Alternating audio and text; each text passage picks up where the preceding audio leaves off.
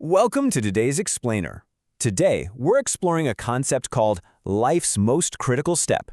We're going to dive directly into the teachings and writings of Guide Shuifeng, who is the founder of Lifechan Yuan. Now, this is an unyielding, really fascinating philosophical framework that challenges us to look closely, and I mean really closely, at our deepest motivations. So, let's jump right in. Okay, let's dive into this with a massive question. What kind of person would you like to become?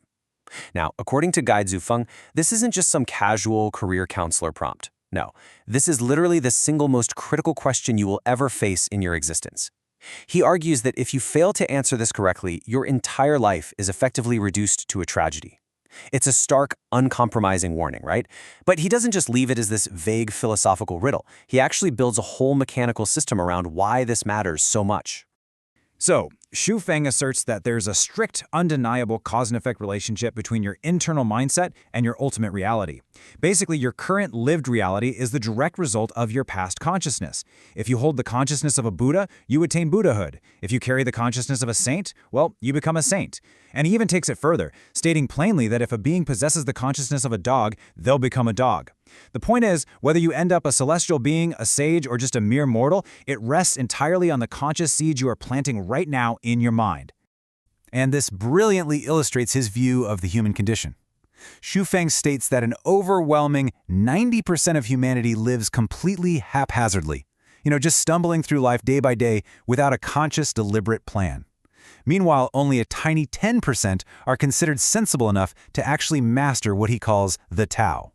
He points out that the greatest historical figures didn't just drift with the tide. They started carefully planning their unique paths from a very young age.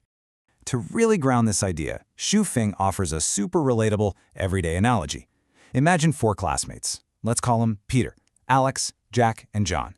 They all start out at the exact same age, sitting in the exact same classroom environment. But Peter wants to be president, Alex wants to be an artist, Jack wants to be a peasant, and John wants to be a robber. Now, in the short term, they look identical, but as the timeline stretches out, their paths diverge immensely. Jack is never going to just stumble his way into the presidency, and John won't accidentally become a celebrated artist. It's their internal goal that strictly dictates their wildly different final destinations. Now, to emphasize the absolute urgency of setting this life goal, Shuifeng introduces this really striking cultural and spiritual concept. He reminds us that human life is painfully short and incredibly rare to obtain. Get this. He notes that entities like foxes and white snakes actually have to cultivate their lives for thousands of years just to attain human status. By framing human life as this incredibly hard-won prize that literally takes millennia to earn, he agitates the problem. Human life is fleeting, and we absolutely cannot afford to waste this rare opportunity by just living haphazardly. Let's see how this builds into giving that human life actual purpose. Shuifeng maps out an escalating hierarchy of value. At the very bottom, living only for yourself means you're merely consuming resources and potentially bringing pain to others. Step up to living for your family, and you're mostly just trying to glorify your ancestors. Step up again to serving only your specific nation, political party, or religion, and Shuifeng argues you actually create chaos, hatred, and wars with outsiders. The ultimate peak? Living for all mankind. This highest level is where true, universal benefit actually happens. And who perfectly exemplifies this ultimate tier? Well, according to the Lifechan Yuan teachings, it's figures like Jesus and Sakyamuni, the Buddha. Shuifeng argues that these 2 historical figures represent the absolute pinnacle of human wisdom. Why? Because their love and their teachings were meant to benefit all of humanity universally, not just a specific tribe, class, or group. He challenges the reader directly, asking if anyone in the history of mankind has ever been greater than these 2 in terms of pure universal impact. This brings us to a really foundational concept in Shuifeng's philosophy, the Great Way. He defines the Great Way as the path perfectly aligned with the accumulated, integrated wisdom of Jesus and Sakyamuni combined. What's super striking here is his incredibly rigid boundary. He argues that it completely doesn't matter if an individual or a religious organization has immense prestige, millions of devoted followers, or even supernatural psychic powers. If they abandon the universal teachings of these 2 figures, they are walking what he calls heterodoxy, or the small way. So think about how this applies to the world around us. Why do people lack faith? And why do people suffer so deeply?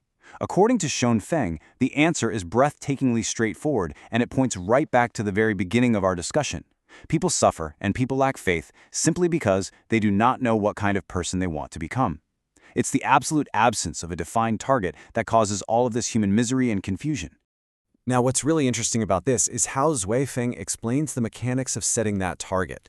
Your goal acts as a literal perceptual filter for reality. Think about it.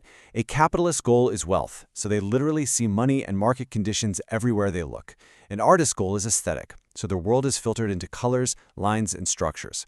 Once your goal is set, relevant information just floods into your life based exclusively on the antenna you've put up. He rattles off these examples with incredible speed to prove his point. Sports fans, they immediately spot athletes and game scores the second they open a magazine or go online. Pop culture fans notice every microscopic move of their idols. A mage perceives reality entirely differently than a pastor does. And a beggar will never ever process the world the way a millionaire does. You are literally bombarded by the exact reality you've chosen to focus on.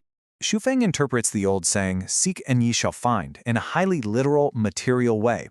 He argues that firm faith actually materializes your focus into physical opportunities.